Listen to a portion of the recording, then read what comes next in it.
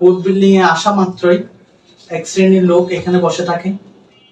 তারা ওদেরকে অনেকটা আপনার হাইজ্যাকের মতো ওনাদেরকে এক পাশে নিয়ে যায়। উনি আইনজীবী পর্যন্ত যেতে দেয় না।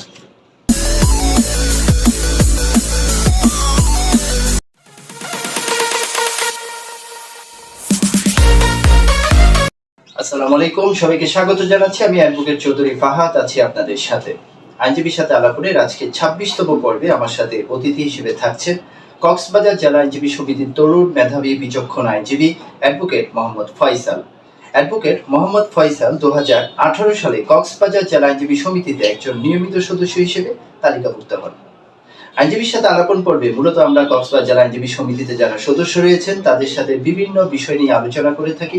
বিশেষ করে সমসাময়িক বিভিন্ন ইস্যু নিয়ে আমরা আলোচনা করে থাকি। দ্বিতীয়ত, বিচার প্রার্থীদের পক্ষে যদি কোনো প্রশ্ন থাকে সে বিষয়ে আমরা আলাপ আলোচনা করে থাকি।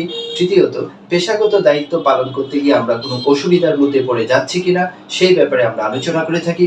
তৃতীয়ত, কক্সবাজার যেহেতু সারা বাংলাদেশের কাছে আলোচিত একটি জেলা, সুতরাং কক্সবাজার জেলা আইনজীবী সমিতিতে যে বার রয়েছে সেই কক্সবাজার জেলা আইনজীবী সমিতির বারকে সারা বাংলাদেশে যতগুলো বার রয়েছে তার মধ্যে সবচেয়ে বেশি সমৃদ্ধশালী বার হিসেবে গড়ে তোলার জন্য কি কি খাতে পদক্ষেপ নেওয়া জরুরি সেই বিষয়ে আমরা আলোচনা করে থাকি। তার ধারাবাহিকতায় আজকে যিনি আমাদের অতিথি রয়েছেন তার কাছ থেকে আমরা সমসাময়িক বিভিন্ন ইস্যু নিয়ে সেই সাথে বিচার প্রার্থীদের পক্ষে যে প্রশ্নগুলো রয়েছে সে ব্যাপারে আমরা আলোচনা করব। শুরুতেই আমি আজকে যিনি অতিথি তাকে আমাদের আজকের এই আইনজীবীর সাথে আলাপ পর্বে আমি স্বাগত জানাচ্ছি এবং যে প্রশ্নটি আমি জানতে চাইব সেটি হচ্ছে 5ই আগস্ট সারা বাংলাদেশে যে অভ্যুত্থান হয়েছে এবং সরকারের যে পালাবদল হয়েছে, এই পালাবদলের প্রেক্ষাপটে কক্সবাজার যেহেতু সারা বাংলাদেশের কাছে পর্যটন নগরী হিসেবে পরিচিত এবং আলোচিত একটি জেলা, এখানে আইন শৃঙ্খলা পরিস্থিতির দিকে সারা বাংলাদেশের দৃষ্টি থাকে।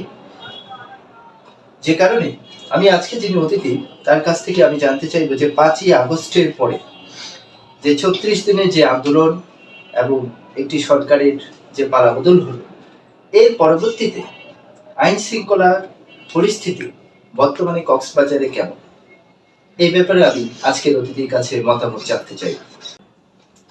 আজকে আপনার অনুষ্ঠান যারা দেখতে পাচ্ছেন সবাইকে আমার সালাম, শুভেচ্ছা ও অভিনন্দন জানাচ্ছি আমি।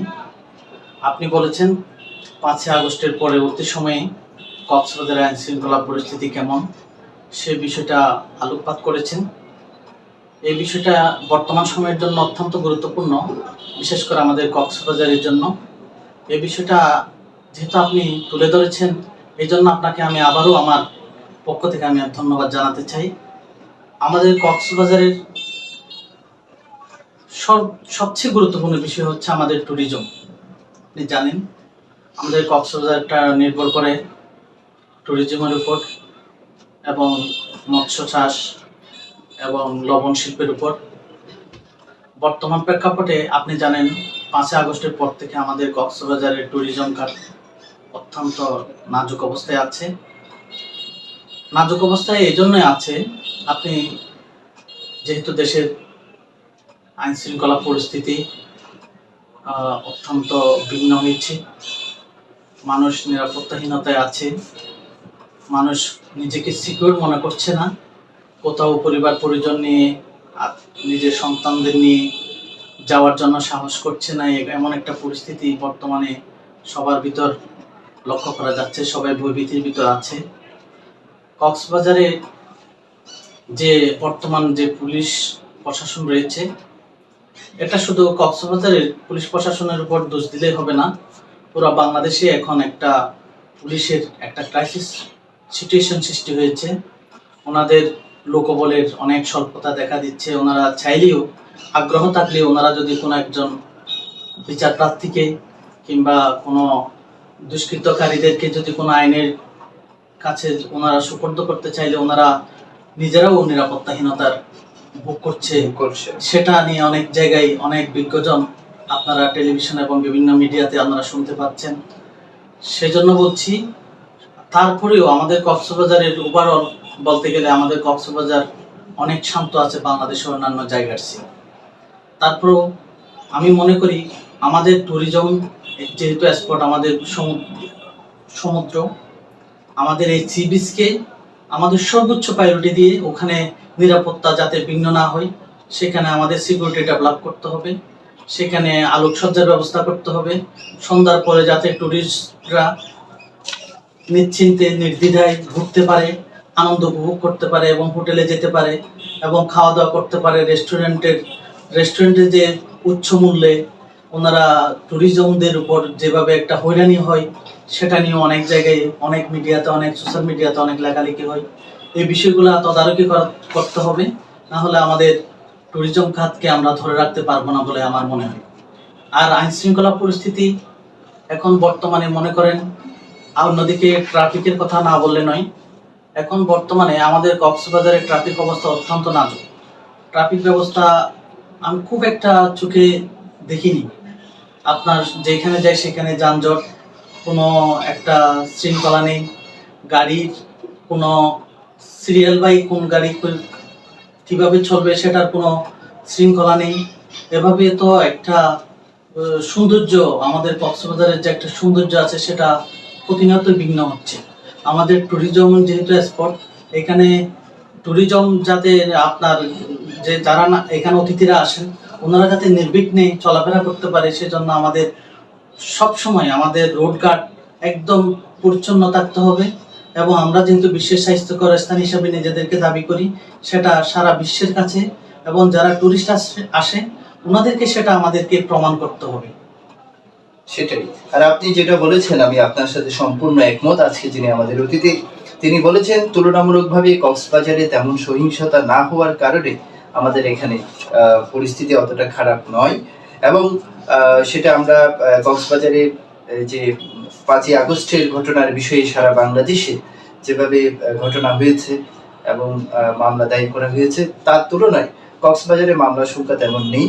এখানে মূলত যারা আন্দোলন করেছিল তারা ওই সময়ে শান্তিপূর্ণভাবে তারা আন্দোলন করতে তারা পেরেছিল এবং আমাদের যারা আইন শৃঙ্খলা পরিস্থিতি বাহিনী রয়েছে সেই সাথে ওই সময় যেহেতু সেনাবাহিনী মাঠে ছিল, সেনাবাহিনীও ছাত্রদের আন্দোলনে শান্তিপূর্ণভাবে তারা যেন আন্দোলন করতে পারে সেই পরিবেশ সেই সময় তারা সৃষ্টি করেছিল, যে কারণে আইন শৃঙ্খলা পরিস্থিতি অবনতি খুব বেশি একটা হয়েছে কক্সবাজারে এমনটা ভাবার কোনো কারণ নেই। যারা পর্যটক রয়েছেন আমরা সব সময় তাদেরকে অভয় দিচ্ছি যে আমাদের কক্সবাজারে যেহেতু সারা বিশ্ব থেকে এই কক্সবাজারে পর্যটকরা এসে থাকে, সুতরাং আমাদের আজকে যিনি অতিথি তিনি এই কথাটা আপনার একটু দৃষ্টি আকর্ষণ করছি। আমাদের কক্সবাজারের যে শহর একটা অত্যন্ত ছোট একটা এরিয়া, যার কারণে এখানে মনে করেন যারা আন্দোলন করেছে ওনারাও আমাদের ভাই, ছোট ভাই। আমরা একজন অন্যজনকে চিনি, ওনারাও আমাদেরকে চিনে। আমরা যে যে রাজনীতির সাথে সম্পৃক্ত না হয় না কেন, আমরা একজনের প্রতি একজনের একটা শ্রদ্ধাবোধ কাজ করে, একজন অন্যজনকে চিনি এবং বড় ভাই, ছোট ভাই, এবং সেভাবে আমাদের একটা সম্প্রীতি রয়েছে। এখানে পারস্পরিক একটা ভ্রাতৃত্ব রয়েছে, যার কারণে কক্সবাজারে আমরা তত বেশি অন্যান্য ডিস্ট্রিক্টের মতো এখানে কক্সবাজারে এত বেশি বেপরোয়া না। এজন্য আমি সবাইকে ধন্যবাদ জানাচ্ছি। হ্যাঁ, এটা অবশ্যই ভালো একটি বিষয়।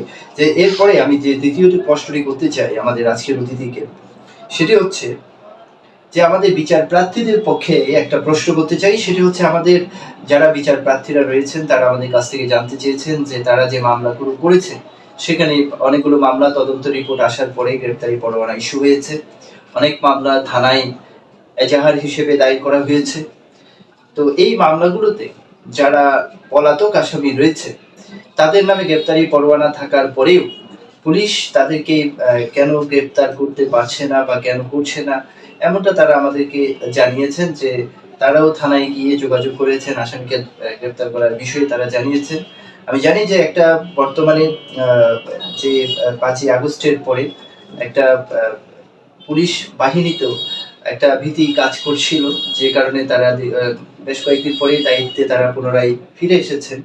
তো এই বিষয়টা যে আসামি গ্রেপ্তারের যে বিষয়টা, এই ক্ষেত্রে এই বিষয়টা কিভাবে আরেকটু চেষ্টা করা যেতে পারে আমাদের বিচার প্রার্থীদের পক্ষে, আমি আপনার কাছ থেকে এই বিষয়টাই আমি জানতে চাই। আমি শুরুতেই বলছি, আমাদের কক্সবাজার থানার যারা দায়িত্বপ্রাপ্ত পুলিশ প্রশাসনের লোকজন আছেন ওনারা সর্বাত্মক চেষ্টা করছেন এবং কক্সবাজারকে একটু শান্ত রাখার জন্য এবং আইন শৃঙ্খলা পরিস্থিতি নিয়ন্ত্রণে রাখার জন্য। যদিও বা আমাদের কক্সবাজারে যে কয়েকটি মামলা হয়েছে সেখানে অনেক আসামি আছে, আমি যতদূর জানি, আমি অনেকের মনে করেন আমি যেহেতু আইন পেশায় আছি, অনেক আসামিরা আমাদের সাথে যোগাযোগ করে সারেন্ডারের জন্য। তা আমি ওনাদের থেকে অনেকেই জিজ্ঞেস করছি, ওনারা অনেকেই বলছে কোর্টে আসলে ওনারা যেহেতু রাজনীতি করে সারেন্ডার করলে নিরাপত্তাহীনতার একটা বিষয় আছে, ওনাদেরকে হামলা করবে কিনা, ওনাদেরকে মারধর করা হবে কিনা, এ ধরনের ওনারা একটু ভয়ভীতিতে আছে। সেই বিষয়টা যেহেতু এখন অলরেডি আপনি দেখেছেন বিভিন্ন মিডিয়াতে, আমাদের সেটা আসিফ নজরুল স্যারও বলেছেন, সেটা আমাদের উপদেষ্টা মহোদয়, সেটা আমাদের আইন অঙ্গনের জন্য একটি শুভ লক্ষণ নয়। এটা যদি ধারাবাহিকতা থাকে তাহলে আমাদের আইনের প্রতি যে একটা, আদালতের প্রতি যে শ্রদ্ধাবোধ আছে সেটা কিন্তু বিঘ্ন হবে। আমরা কখনো সেটা হতে দিতে পারি না। আমাদেরকে সবসময় মাথায় রাখতে হবে আমাদের আইন, আমাদের আদালত সর্বোচ্চ স্থান, সেখানে আমরা ন্যায় বিচারের সবসময় আশা ব্যক্ত করতে পারি। সেই জায়গায় যদি আমরা নিরাপত্তাহীনতায় থাকি তাহলে সেটা কিন্তু আমাদের দেশের জন্য মঙ্গল না, এবং সেটা কিন্তু আমাদের জন্য অসম্ভব অশুভ একটি লক্ষণ হয়ে দাঁড়াবে পরবর্তীতে। সেটা আসলে হওয়া উচিত না। যার কারণে অনেক আসামি ওনারা সারেন্ডার করতে সাহস পাচ্ছে না। আরেকটি কথা না বললে নয়, আপনি যে বলছেন না পুলিশ প্রশাসন ওনাদের লোক বলে এই মুহূর্তে আমার জানা মতে ওনারা খুবই কম। ওনারা যদিও বা একটা ক্রাইসিস থেকে ওনারা মুভমেন্ট করছে, যার কারণে ওনারা একটু ভীতির মধ্যে আছে। এই মুহূর্তে মনে করেন ওনাদের লোকবল কম থাকার কারণে ওনারা যে কেউ কাউকে ওনাদের ধরাও সম্ভব হচ্ছে না এই মুহূর্তে। আশা করি ইনশাল্লাহ আস্তে আস্তে যারা অপরাধ করেছে, যদি অপরাধ করে থাকে ওনাদের অবশ্যই আইনের আওতায় আনা হবে। তো এই বিষয়টা সত্য যে আমরা ইদানিংকালে আপনি যেটা বলেছেন আমরা দেখতে পাচ্ছি, যে বিষয়টা আমরা দেখেছি 5ই আগস্টের পরে বিভিন্ন মামলায় অনেক আসামিরাই গ্রেপ্তার হয়েছেন। গ্রেপ্তার হওয়ার পরে তাদেরকে আদালতে করে নিয়ে যাওয়ার সময় হামলা শিকার হয়েছেন তারা, যেটা আইন কখনো সমর্থন করে না। এই ব্যাপারে আইন শৃঙ্খলা পরিস্থিতি যথেষ্ট চেষ্টা করেছে তাদেরকে নিবৃত্ত করার। তারপরেও আমি এই ব্যাপারে আমি বলবো প্রতিটি সাধারণ মানুষকে, সাধারণ জনগণকে, যে অবশ্যই আইনের ন্যায় বিচার পাওয়ার অধিকার সকল মানুষের রয়েছে। সুতরাং এই বিষয়টা যেন নিশ্চিত করা হয়, যখন কোনো আসামিকে আদালত প্রাঙ্গণে নিয়ে আসা হয়, তাকে যখন বিচারের মুখোমুখি করা হয়, তার উপর যেন কোনো রকমের হামলা করা না হয়। এই বিষয়টা শুধু আমি নই, বর্তমানে যারা ক্ষমতাসীন যারা রয়েছেন, মাননীয় উপদেষ্টা মহোদয়গণ যারা রয়েছেন, এমনকি মাননীয় প্রধান উপদেষ্টা, তাদেরও একই অভিমত যে এই বিষয়টা নিয়ে যেন অবশ্যই সুনজরে রাখা হয়, আইন শৃঙ্খলা পরিস্থিতি যেন বিঘ্ন না ঘটে, এমন কোনো ঘটনা যেন না ঘটে। তো তৃতীয় যে প্রশ্নটি আমি আপনার তৃতীয় প্রশ্নের আগে এটার সাথে একটু আপনার সাথে যোগ করতে চাই। এই যে মনে করেন আমাদের কক্সবাজারের অনেক সম্মানিত ব্যক্তি আওয়ামী লীগ সরকারি আমলেও ছিল, আপনার বিএনপি আমলেও ছিল, অনেক সম্মানিত ব্যক্তি। আমরা যদি তাদেরকে অসম্মান করি, আমরা যদি তাদেরকে কোর্টে আসার সময় আমরা যদি তাদেরকে হ্যারাসমেন্ট করি, তাদের সাথে যদি অসৎ আচরণ করি, খারাপ টানাহেঁচড়া করি, সেটা যদি আবার আওয়ামী লীগ আমলে করে, আবার বিএনপি আমলে করে, সেটা যে সরকারে আসুক না কেন, এই জিনিসটা কিন্তু মোটেও দেখতে ভালো না। এই জিনিসটা আমাদেরকে অ্যাভয়েড করতে হবে। এটা বিশেষ করে এই জিনিসটা করছে কারা? এই বিষয়টা করছে বহিরাগতরা না। আপনি হয়তো দেখছেন, আমি এই জন্য বাহিরের মানুষকে দোষারোপ করবো না, এটা করতেছে আইনজীবীরা, যতটুকু শুনছি মিডিয়াতে। সুতরাং আমাদের সেই জিনিসটা আমাদের আইনজীবীদেরকে সচেতন হতে হবে। সেটা আইনজীবীদেরকে বুঝতে হবে আমরা সকলে ভাই ভাই, যদিও আমাদের ভিতর মতবিরোধ থাকতে পারে, আমরা সবাই একজন অন্যজনকে বিপদে পড়লে একটু সহানুভূতিশীল হব, একজন অন্যজনের প্রতি একটু সহযোগিতা করার চেষ্টা করব না, অন্ততপক্ষে না করলে তার সাথে খারাপ আচরণ করব না। আমার লার্নেড ফ্রেন্ড, আজকের অতিথি, তিনি যে কথা বলেছেন যে এই হামলা শুধুমাত্র বহিরাগতরা করছে বা করেই চলেছেন এমনটা নয়। আমরা যারা পেশাজীবী আছি, আইন পেশায় যারা জড়িত আছে, তাদের বিরুদ্ধে এই অভিযোগটা আমরা বিভিন্ন সামাজিক যোগাযোগ মাধ্যমে আমরা দেখতে পেয়েছি। সুতরাং এই বিষয়ে অবশ্যই আমরা যারা আইনজীবী রয়েছি, আমরা আমাদের পেশাগত যে আচরণ, সদাচরণ, সেটা আমরা সমুন্নত রাখবো। অবশ্যই আমরা আইনকে পরিপূর্ণভাবে সহযোগিতা করব, এটাই আমাদের কামনা। পরে আজকে যে প্রশ্নটি করব সেটি হচ্ছে যে এই বিষয়টা সম্পূর্ণ নৈতিক অবস্থান থেকে, যে সাম্প্রতিক কালে আমরা দেখতে পেয়েছি যে বিভিন্ন পাবলিক বিশ্ববিদ্যালয়গুলোতে সেখানে কিছু হত্যাকাণ্ডের ঘটনা ঘটেছে। সম্প্রতি সর্বশেষ যেটা দেখলাম আমরা, ঢাকা বিশ্ববিদ্যালয়ে একজন মানসিক বিকারগ্রস্ত একজন মানুষকে হত্যা করা হয়েছে, যার নাম তোফাজ্জল। আমি এই কথা আমি বলতে চাই না, কখনো বলিও না, যে যারা হত্যাকাণ্ডে অংশগ্রহণ করেছে তারা কোনো দলের, কোনো মতের, এই বিষয়ে আমি যাব না। আমি শুধু এইটুকু জিজ্ঞেস করতে চাই যে আমাদের এই নৈতিক অবক্ষয়ের কারণটা কি? যেভাবে তাদেরকে হত্যা করা হয়েছে, যে সেটা আরো বিচিত্র বিষয়। হত্যাকাণ্ড চুপিসারে হলে একটা কথা ছিল, এটা তাও নয়। এই হত্যাকাণ্ডটি করা এর আগের মুহূর্ত ভিডিও ধারণ করা হয়েছে, এর পরের ভিডিও ধারণ করা হয়েছে, এবং হত্যাকাণ্ড সংগঠিত হওয়ারও ভিডিও ধারণ করা হয়েছে। আমাদের যে ছাত্র যারা রয়েছে, আমাদের সারা বাংলাদেশের মানুষ সব সময় যারা পাবলিক বিশ্ববিদ্যালয়ে পড়াশোনা করে, তাদেরকে আমরা সবসময় মেধাবী এবং সবচেয়ে যোগ্য ব্যক্তি হিসেবে আমরা তাদেরকে গণ্য করে থাকি। বিশেষ করে যেহেতু তারা ওই পরীক্ষাগুলোতে অনেক শ্রম, অনেক ত্যাগ স্বীকার করে, অনেক পড়াশোনা করে, সারা বাংলাদেশে যত ছাত্রছাত্রী আছে তাদের মধ্যে প্রতিযোগিতাপূর্ণ একটা পরীক্ষায় অংশগ্রহণ করে কৃতকার্য হয়ে তারা সেই ইউনিভার্সিটিগুলোতে পড়ার সুযোগ পেয়েছে। এই অবস্থায় এই হত্যাকাণ্ডগুলো যারা ঘটিয়েছে, যে আরেক রাজশাহীতে দেখলাম জাহাঙ্গীরনগর ইউনিভার্সিটিতে শামীম হত্যাকাণ্ড, আরেকজন পঙ্গু লোক যার একটা পা ছিল না, সে তার সন্তানের জন্য মেডিসিন আনতে গিয়েছিল, তাকে সেই মৃত্যুর আগ মুহূর্তে পানি দাবি করছিল, তখন তাকে পানি দেওয়া হয়নি। কিন্তু পরের ঘটনাতে গিয়ে যে তোফাজ্জল হত্যাকাণ্ড, এই ভুলটা তারা দ্বিতীয়বার করেনি, তাকে সুন্দর করে খাইয়ে পড়িয়ে। আমি বলবো না যে তোফাজ্জল একজন অপরাধী, একজন খুনি, একজন অনেক বড় একজন দাগী আসামি। যদি সেটাও হয়, তাকে আইনের কাছে সুপর্দ করার অনেক সুযোগ ছিল, তাকে খাইয়ে দাইয়ে পড়িয়ে।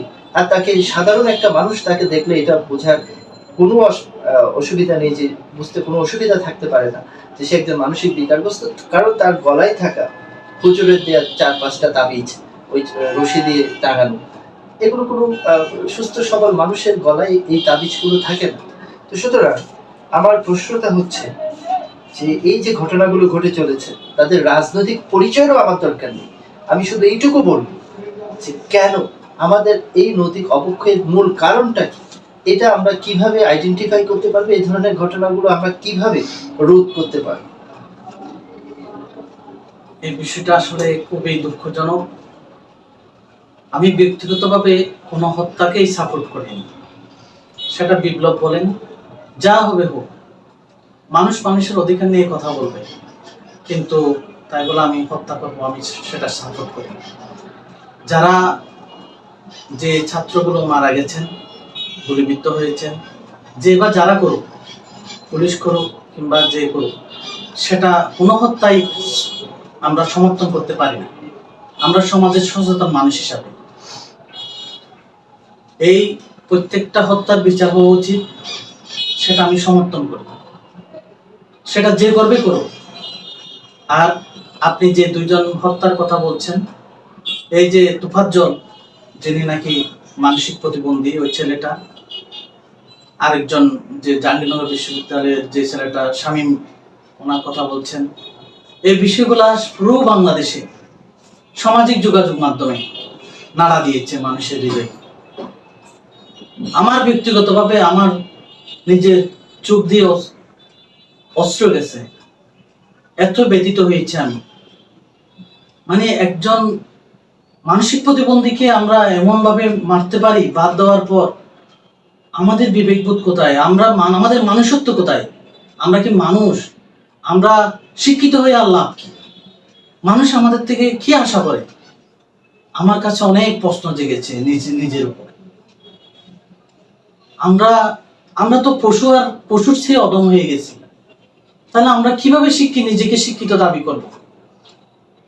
একজন মানুষকে খাওয়া দাওয়ার পর তাকে অত্যাচার করে মেরে ফেলবো। আপনারা সেই ভিডিও চিত্র আবার সোশ্যাল মিডিয়াতে দিয়েছেন। কিভাবে আমরা এটা সেটা কিভাবে মানতে পারি? সেটা কোনোদিন কোন একজন বিবেকবান মানুষ, কোন জাতি সেটা কখনো মানতে পারে না। নৈতিক অবক্ষয়টা কিভাবে আরো করেছেন করতে পারি? যারা বাংলাদেশের সর্বোচ্চ বিদ্যাপীঠ, যেটাকে আমরা অক্সফোর্ড খ্যাত বলি, যেটা আমাদের অহংকারের জায়গা, ঢাকা বিশ্ববিদ্যালয়ের ছাত্ররা, এটা আসলে এখন পুরো জাতিকে এটা নিয়ে চিন্তা করা উচিত।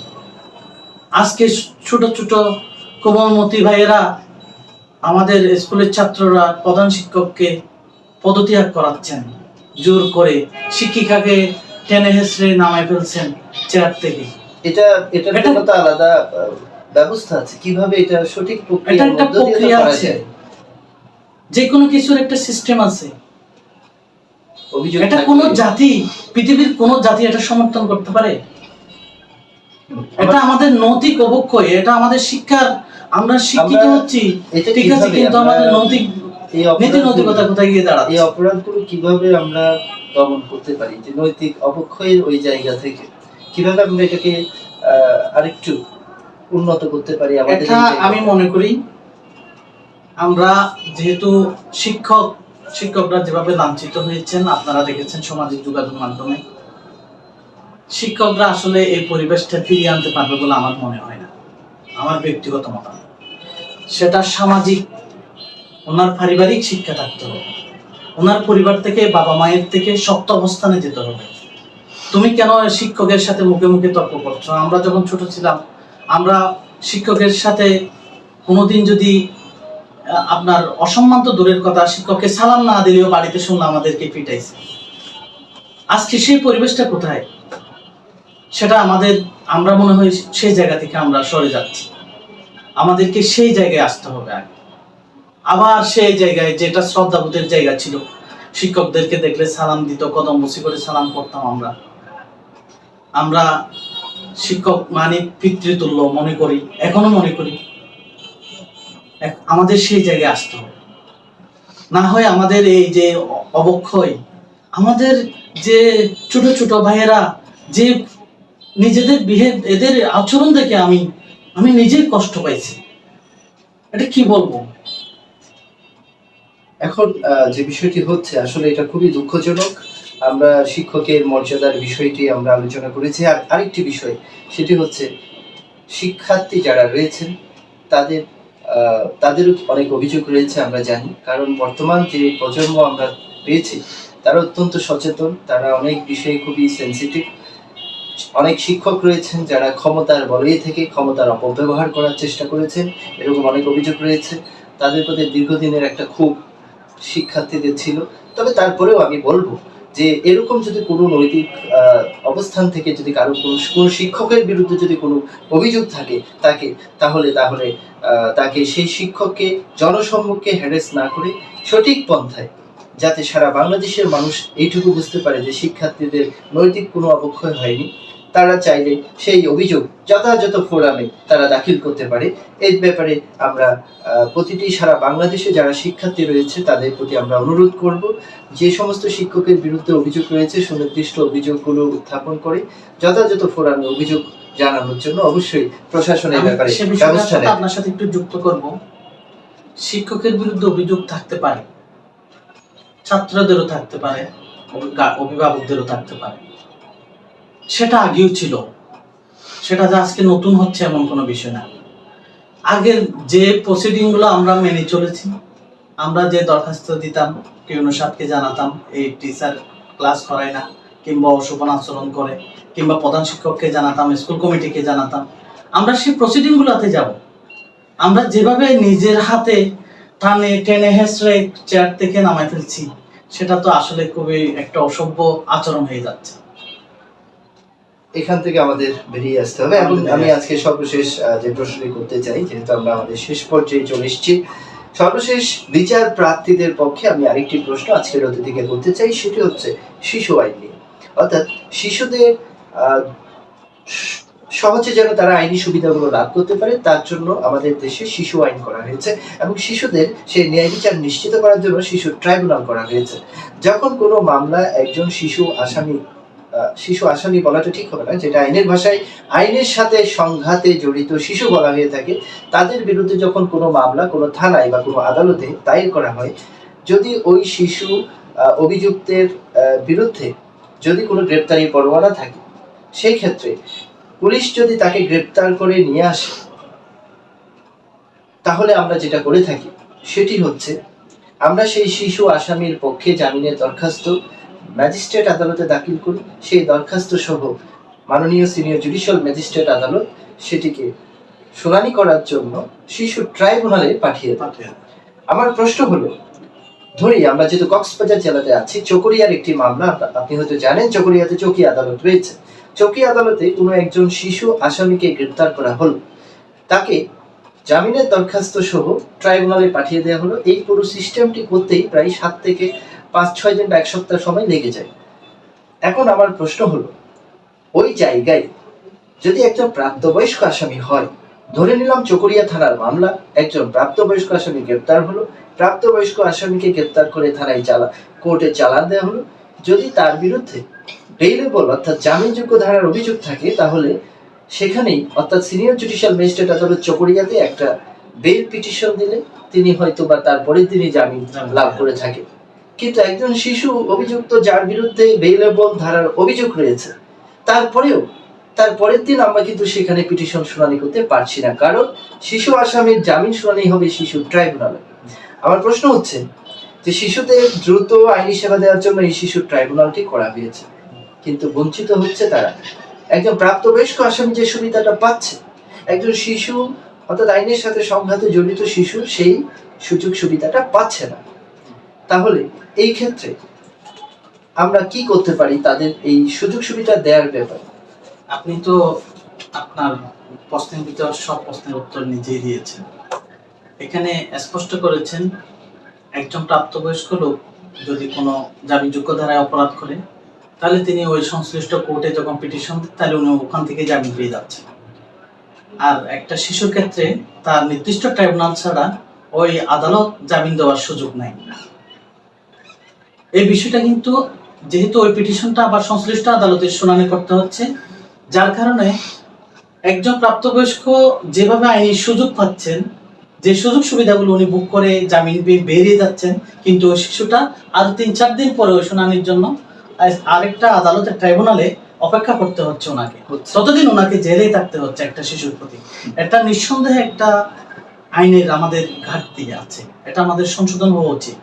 এটা না, এটা যেহেতু বেইলেবল সেকশনে একটা প্রাপ্তবয়স্ক মানুষ তারপরের দিনে কিংবা ওদিনেই উনি জামিন প্রাপ্ত হয়ে যাচ্ছেন, আর একটা শিশু উনি বেইলেবল সেকশনে সেম সেকশনে উনি আবার কষ্টে ওনার থেকে এক্সট্রা 3-4-5 দিন জেলে থাকতে হবে। সেটা কিন্তু ওনার প্রতি অবিচার হলো। যেহেতু আমরা করেছি শিশু আইনটা স্পেসিফিক শিশুদেরকে কিছু সুযোগ সুবিধা এবং হ্যারাসমেন্ট থেকে রক্ষা করার জন্য, এটা অনেকটা ওদের উপর এক্সট্রা হ্যারাসমেন্টের মতো হয়ে গেল। আমাদের আইনকে কিছুটা সংশোধনে করা যায়। আমরা একেবারেই শেষ পর্যায়ে আমি সংক্ষিপ্তভাবে আরেকটি বিষয় জানতে চাইবো। আমাদের বিচার প্রার্থীদের আইনি সুবিধা পাওয়ার ক্ষেত্রে আমাদের কক্সবাজার জেলায় বেশিরভাগ দেখা যায় যে আমাদের যে গবেষণা রয়েছে কক্সবাজার জেলা আইনজীবী সমিতি থেকে, যে এখানে কক্সবাজার জেলাতে টাউট বাটপাড়ের সংখ্যা বেশি। যারা বিচার প্রার্থী রয়েছে তারা তাদেরকে বিভ্রান্ত করে বিভিন্ন লোভে বিভিন্নভাবে আইনি সুবিধা দেওয়ার কথা বলে তাদেরকে ধোঁকা দিচ্ছেন, অনেকের কাছ থেকে টাকা পয়সা হাতিয়ে নিচ্ছেন, কিন্তু আইনি সুবিধা দিতে তারা ব্যর্থ হয়েছেন। একইভাবে এই অভিযোগের কারণে অনেক বিচার প্রার্থীরা আমাদেরকে অভিযোগ করে যে তারা তাদেরকে আইনি সুবিধা দেওয়ার কথা বলে কিছু টাকা নিয়েছে। তা আমি বিচার প্রার্থীদের পক্ষে এই বিষয়টা পরিষ্কার করার জন্য আপনাকে আবেদন করব যে বিচার প্রার্থীরা সঠিক ন্যায় বিচার পাওয়ার জন্য ঠিক কোথায় কখন কার কাছে যেতে হবে, এই বিষয়ে আমি আপনার কাছ থেকে জানতে চাই। ধন্যবাদ জানাচ্ছি। আপনি অসম্ভব একটা গুরুত্বপূর্ণ বিষয়, বিশেষ করে আমাদের কক্সবাজার আদালতের জন্য এই বিষয়টা, এই প্রশ্নটা উত্থাপন করেছেন। এই জন্য এটি মোস্ট ইম্পর্টেন্ট আমাদের কক্সবাজার আদালতের জন্য। আমরা কক্সবাজার আদালতে এই সমস্যাটি প্রত্যেক দিন পেশ করছি। এখানে যারা বিচার প্রার্থীরা আসেন তারা এখানে কোর্ট বিল্ডিং এ আসা মাত্রই এক শ্রেণীর লোক এখানে বসে থাকে। তারা ওদেরকে অনেকটা আপনার হাইজ্যাকের মতো ওনাদেরকে এক পাশে নিয়ে যায়। উনি আইনজীবী পর্যন্ত যেতে দেয় না। ওনাকে অনেকটা কিডন্যাপিং এর মতো ওনাদেরকে বলে, এটা আমি জামিন করাই দিব, এটা আমি গ্যারান্টি দিব। কারণ একজন আইনজীবী তো উনি তো গ্যারান্টি দেওয়ার সুযোগ নেই। আইনজীবী গ্যারান্টি দিচ্ছে না, অথচ একজন তৃতীয় পক্ষ উনি গ্যারান্টি দিয়ে দিচ্ছে। এখন বিচার প্রার্থী তো ইমোশনাল, উনি তো আস্থার জায়গা খুঁজে, উনি ওই জিনিসটাকে আস্থাই মনে করেন। এই জিনিসটা কিন্তু ভুল। আপনারা যারা বিচার প্রার্থী আছেন সরাসরি আপনারা আইনজীবীর সাথে পরামর্শ করবেন, কারণ ওই জিনিসটাই আইনজীবী একমাত্র সলভ করতে পারবে। এটা কোনোদিন মোহরি বলেন, তৃতীয় পক্ষ বলেন, কেউ পারবে না। সবাই আপনাকে আইনজীবীর মাধ্যমেই করতে হবে। সুতরাং আইনজীবীর কাছে আপনি যোগাযোগ করবেন। তৃতীয় পক্ষকে টাকা দিয়ে দিলেন, উনি কি করছে, সব টাকা মেরে দিল, ওনার কোনো সিকিউরিটি নাই, উনি টাকাগুলি নিয়ে পালিয়ে গেল। এখন আসলেন আপনি বারে, কিংবা আমাদের কাছে আসলেন। আমরা 2018 সালে আসার পর যখন জয়েন করি আমি কক্সবাজার জেলা আইনজীবী সমিতিতে, আমরা এই পরিস্থিতিগুলো দেখলাম। এখানে কারো ড্রেস নাই, এখানে সবাই মামলা জামিন দেয়। সোশ্যাল মিডিয়াতেও দেখি অনেক সময়, আলহামদুলিল্লাহ আজকে 3টি মামলায় জামিন দিয়েছে। সে কোনো আইনজীবীও না। চিন্তা করে দেখেন, আজকে আমাদের সেই বিজ্ঞাপনটা করলে তার কাছে আরো 3টা মামলা আসতেছে। তো এই পরিবেশটা আপনাকে সচেতন হতে হবে। হ্যাঁ, অবশ্যই আপনাকে আইনজীবীর সাথে যোগাযোগ করবেন। আইনজীবীর সাথে কথা বলতে কোনো সমস্যা নেই, সরাসরি এখানে আইনজীবীর মাধ্যমে যোগাযোগ করবেন। আপনার সন্তানের জন্য জামিন চাইবেন। উনি যদি আপনাকে কোনো হ্যারাসমেন্ট করে, কোনো হয়রানি করে, এখানে আমাদের সমিতি আছে, সমিতিতে সরাসরি গিয়ে বলবেন। এখানে বই পাওয়ার কিছুই নেই। আপনি একজন তৃতীয় পক্ষকে টাকাগুলো দিয়ে দিলেন, আপনার এত কষ্ট অর্জিত, আপনি এমনিতে পারিবারিকভাবে হ্যারাসমেন্ট হচ্ছেন, আপনার ছেলেটা জেলে, আপনার থেকে টাকাটা মেরে দিল, এটা কোনো নিরাপত্তা আছে? আপনাদেরকে সচেতন হতে হবে। এই বিষয়টা নিয়ে আমরা অনেক কাজ করেছি। তবে আমি একটা জিনিস মনে করি, কক্সবাজার আইনজীবী সমিতি থেকে এখানে মুন্সিদেরকে যে ড্রেসটা দেওয়া হয়েছে, ওনারা প্রথমে যে ড্রেস ছিল বলছে আমাদেরকে আরেকটা ড্রেস দিলে আমরা পরবো। এখন সেই ড্রেসটা দেওয়ার পরে এখন সেই ড্রেসও পরেন। আপনি দেখেন, ওটা আমাদের ইন্টারনাল, আমরা করে নেব। এইগুলো আমাদেরকে চিহ্নিত করতে হবে। আমাদেরকে কে মুন্সি, কে আইনজীবী, এগুলো যদি আমরা সুনির্দিষ্টভাবে চিহ্নিত করতে না পারি, তাহলে বাইরের একজন লোক এসে সেটা কিভাবে বুঝবে? হ্যাঁ, সেটাই আমি আজকে যিনি আমাদের অতিথি আছেন, আমরা একেবারে অনুষ্ঠানের শেষ পর্যায়ে আমি যেটা বলতে চাইবো যে অতিথিকে আমি আন্তরিকভাবে ধন্যবাদ জানাচ্ছি। অনেক ওনার মূল্যবান সময় আমাদেরকে দিয়েছেন এবং তিনি যে বক্তব্যগুলো দিয়েছেন অত্যন্ত গুরুত্বপূর্ণ। বিশেষ করে প্রথম প্রশ্নের উত্তরে তিনি যেটা বলেছেন আইন শৃঙ্খলা পরিস্থিতি নিয়ে, অবশ্যই কক্সবাজার যেহেতু পর্যটন নগরী, সুতরাং কক্সবাজারের আইন শৃঙ্খলা পরিস্থিতি অবশ্যই স্বাভাবিক রাখার দায়িত্ব আমার আপনার সকলের। এবং এখানে যে পর্যটকরা আসেন তাদের নিরাপত্তার জন্য যে বিষয়টা আমরা অত্যন্ত ছোটবেলায় যেটা দেখেছি, যে আলোকসজ্জার বিষয়টি উনি বলেছেন, অবশ্যই সেই আলোকসজ্জা করে যাতে ছিনতাইয়ের হাত থেকে বা যে কোনো আইন শৃঙ্খলা বিঘ্নকারী যে অপরাধগুলো হয়ে থাকে সেগুলো দমন করার জন্য অবশ্যই আইন শৃঙ্খলা পরিস্থিতি শৃঙ্খলা বাহিনী যারা রয়েছেন তারা যুগান্তকারী পদক্ষেপ নেবেন, সেই আবেদন থাকবে। দ্বিতীয়ত, আদালতে যে হ্যারেসের বক্তব্যটা, অর্থাৎ কোনো আসামি যখন আদালতে আত্মসমর্পণ করতে আসে তখন সেই আত্মসমর্পণকৃত আসামিকে নিরাপত্তা, শারীরিক নিরাপত্তা দেওয়ার দায়িত্ব অবশ্যই আইন শৃঙ্খলা পরিস্থিতি বাহিনী ছাড়াও আমরা যারা আইনজীবী রয়েছি এবং সেই সাথে সাধারণ জনগণ রয়েছে, সবারই এই দায়িত্ব রয়েছে। তৃতীয়ত, আদালতে যে টাউটের যে দৌরাত্ম, সেই টাউটের দৌরাত্ম রক্ষার জন্য আইনজীবী সমিতিকে অবশ্যই শক্ত অবস্থান নিতে হবে। সেই সাথে সাধারণ মানুষকেও সচেতন হতে হবে, যেন তাদের কাছে কেউ এমন কোনো ব্যক্তি গিয়ে যদি কোনো অফার দিয়ে থাকে আইনি সুবিধা দেয়ার, যিনি আইনজীবী নন, তাহলে তাকে সরাসরি আইনের কাছে সুপর্দ করুন। কারণ তিনি যদি কোনো অপরাধ করে থাকেন, তিনি যদি বিচার প্রার্থীদের সাথে কোনো প্রতারণা করে থাকেন, তাহলে তার বিরুদ্ধে বিচার চাওয়ার কোনো ফোরাম নেই। যদি কোনো আইনজীবীর বিরুদ্ধে কোনো অভিযোগ থাকে, তাহলে আইনজীবীর যে সমিতি রয়েছে সেই সমিতিতে তারা অবশ্যই অভিযোগ দায়ের করতে পারেন এবং ন্যায় বিচার নিশ্চিত হওয়া সম্ভব। আজকে যিনি অতিথি রয়েছেন অ্যাডভোকেট মোহাম্মদ ফয়সাল, কক্সবাজারের অত্যন্ত মেধাবী একজন আইনজীবী। আমার আইনজীবীর সাথে আলাপন পর্বে উপস্থিত হওয়ার জন্য আমি ওনাকে আন্তরিক অভিনন্দন জানাচ্ছি, ধন্যবাদ জানাচ্ছি। এবং আমার পক্ষ থেকে আজকের অতিথির জন্য আপনাকে একটি ছোট্ট অসংখ্য উপহার। এবং আগামীতে কক্সবাজার জেলা আইনজীবী সমিতিতে যারা সদস্য রয়েছেন তাদের কাছ থেকে আমরা বিভিন্ন সমসাময়িক ইস্যু নিয়ে এবং বিচার প্রার্থীদের পক্ষে যদি কোনো প্রশ্ন থাকে সে ব্যাপারে আমরা আলোচনা করব। সে পর্যন্ত আগামী পর্ব দেখার জন্য আপনাদের সবাইকে আমন্ত্রণ জানাচ্ছি। সবাই ভালো থাকুন, সুস্থ থাকুন। আসসালামু আলাইকুম। সবাইকে অসংখ্য ধন্যবাদ আমাদের এই অনুষ্ঠানের সাথে থাকার জন্য। ইনশাআল্লাহ সবাই দোয়া করবেন আমাদের দেশটা যাতে শান্তিতে থাকে। সবাইকে আবার ধন্যবাদ। আসসালামু আলাইকুম।